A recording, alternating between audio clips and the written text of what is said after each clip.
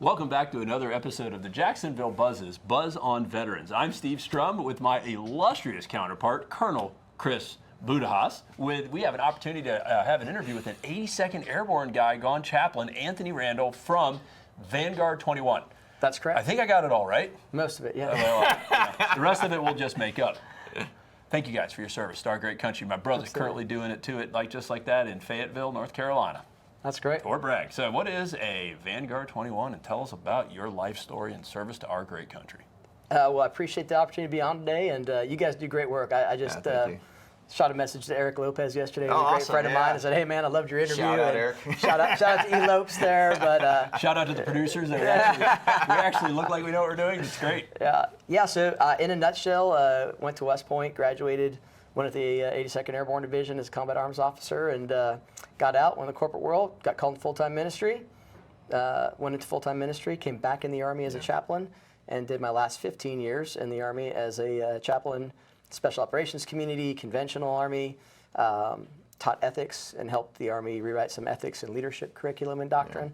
And through all of that, got into high-performance leadership. So I had the privilege through a Special Operations Community to get involved in Major League Baseball, and started doing some leadership coaching and chaplaincy in Major League Baseball, and then that got me into some Division I college basketball teams like Gonzaga men's basketball team and Baylor's men's basketball team, and they went to the national championships. And so I just started realizing I really love doing this. As a chaplain in the Army, my role was to advise and to coach and to mentor leaders at every level. And so through my doctorate program, built a leadership development model and an executive coaching model. And so today, that's what Vanguard 21 is today. Today we are a full spectrum leader development and executive coaching company. It's a SDVOSB, so it's a disabled veteran-owned business. About 75% of the folks that are on our team are veterans, retired military like myself. And basically we work with F100, F500 companies, small to medium-sized companies, and we go in and we help them build leader development processes from their C-suite, ELTs, down to their directors, supervisor, management level. And we do executive coaching for them, and we teach them how to use coaching as a language, and how to take coaching as a language to empower people. And the greatest way, I think one of my clients said it on a performance management review a couple years ago, is our people are now coaching and not directing. And when you begin to coach people, you empower people. So that's our model. We transform leaders, we forge excellence, and we love to watch people win.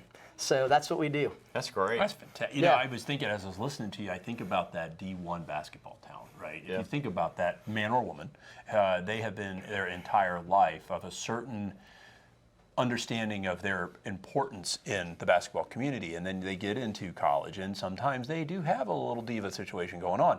And I'm sitting there going in my mind thinking through an airborne guy going into D1, who they're probably about 3 feet taller than everybody, normal-sized people, and you're showing them. I mean, do you break it down to literally this is how you make your bed? Like, I know how to shine my shoes. Like, I know how to do it the right way. Growing up in the Army, I didn't realize that there was another way to do it. I thought there was only one way, and you have to use the hockey puck, and you have to turn it on fire, and you have to shine it, and you got to shine it, and it's got to be able to where you can see your reflection. I didn't know that there was a different way to make the bed, right? There's only one way, right? There's that way. How did you transition and transcend your military experience to a basketball team where they may not even understand some of those concepts as very foreign to them? That's a good question. I think first of all, I'm 5'6", so they 6'3" going in. So they definitely knew that I was not there for basketball. Okay. Right. So that was a cue for them and for our Major League Baseball guys. The second thing is I had the opportunity to work with phenomenal coaches.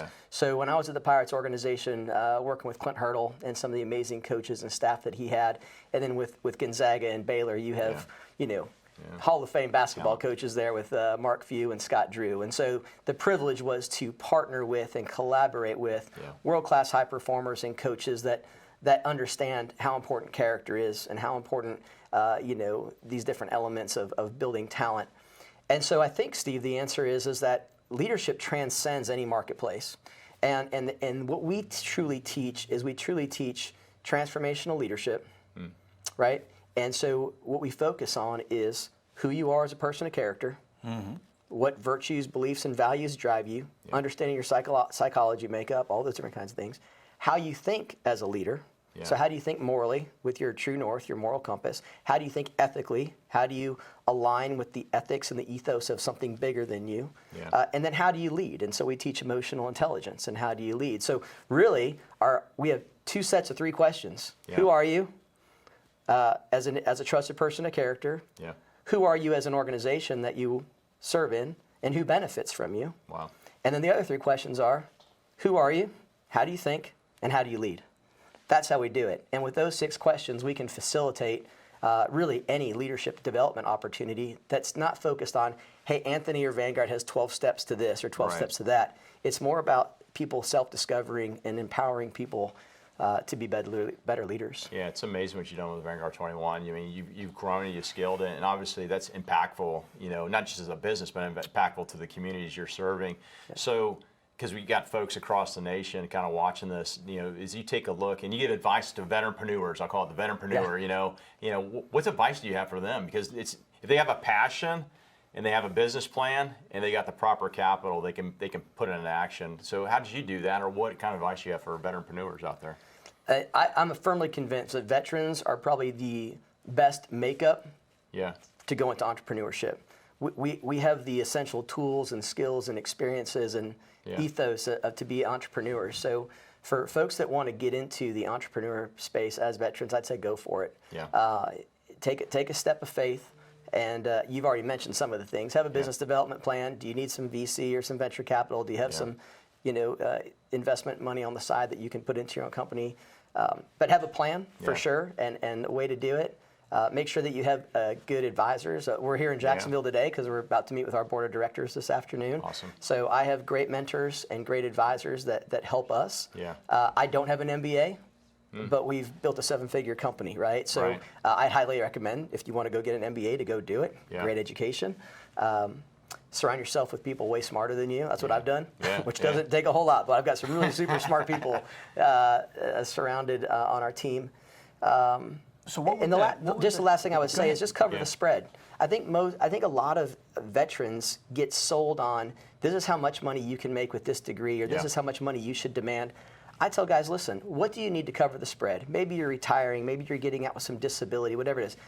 What do you need, a couple $1,000s a month? What is it that you need to maintain your status of living to go live where you want to live and do what you love to do? Right. And if you're doing what you love to do and living where you want to live, perfect. Everything else plays out. Versus getting caught up with the golden handcuffs and all of a sudden you're a year into something and you're like, wait a minute, this is why I got out of the Army. And now I'm back into the same rat race again. That's gigantic. Hey, so I'm reading a book right now, Anthony. It's called Burn the Boats, and I like what you're just saying.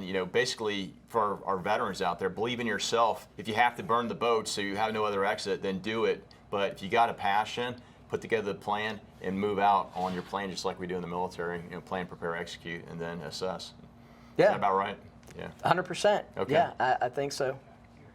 This has been, it's fascinating. We probably go on and on about the way that one can transition those skill sets from the battlefield to the boardroom. Yeah. That's and it. It sounds like you have created a mechanism, not just for military people, but for all people to understand that there is a way for success. And you know what? If you have no other option for success because you burnt that boat, then you either succeed or you die. And so I think that's a great segue into this book that I wrote a couple years ago. Yeah, love that book. And we've got another book coming out this year called Practicing Excellence. So this book's called Practice Makes Permanent. Yeah. And I'm a big believer that practice makes permanent, practice doesn't make perfect. So make sure that what you practice is passionate, what you're called to do, is purposeful, taking the gifts and abilities and talents that you have and aligning them, and it's precise. Knowing what environment that you excel in, where's your wheelhouse. Yeah. So I believe that high-performance leaders of character, are able to align their passion, their purpose, and their precision. And when you do that, that leads to a life of practicing excellence. Wow. I'm a 30-year martial artist. I'm on the mat 4 days a week as a jiu-jitsu guy, even at 50 years old. I'm a huge believer that life is all about the practice and finding the excellence in what we practice every day, rather than the end state. So we've got another book coming out this fall called Practicing Excellence, and it's all about how high-performance leaders align their passion, their purpose, and their precision. But this is a great little read on Practice Makes Permanent. It came out a couple years ago. You can get it on Amazon. And so that's, leave a couple copies for you guys. And thanks for everything. Yeah, Now absolutely. we appreciate it. It's very, inspirational, one, what you've done, and then two, you're making our communities, regardless of the business sector, the military, wherever it may be, better as a result of kind of giving back. Hey, here's some knowledge, and by the way, it's practice and true, and you can use it, applicable in everyday whatever you do. Yeah, there are so many things that we could go into. What we'll do though is for sure we're going to hang all your links on thedailynewsnetwork.com, because they go check it out, push to buy the book, all the things, sign up for the coaching, find out how to jump out of a perfectly good airplane. And you were 6'3" when you started the military. Now you're 5'6" coming out. So there you go, gents. Both of you guys, thank you for service to our great country. Thanks, Chris, I'm going to thank you every time, and sir, without you guys, we don't get the opportunity to do this stuff. So thank you. Chris, pleasure. If you guys, thank you so much for joining us on Buzz on Veterans. If you like us, share us. Remember, live with gratitude.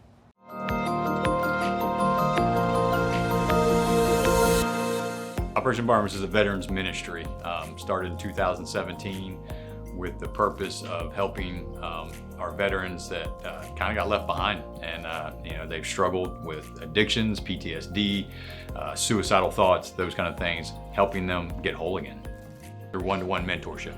Being able to communicate with them and help them can drastically change their life, can drastically change a family's life. The little that we can do is put our hand out and say, hey, do you want a hand up?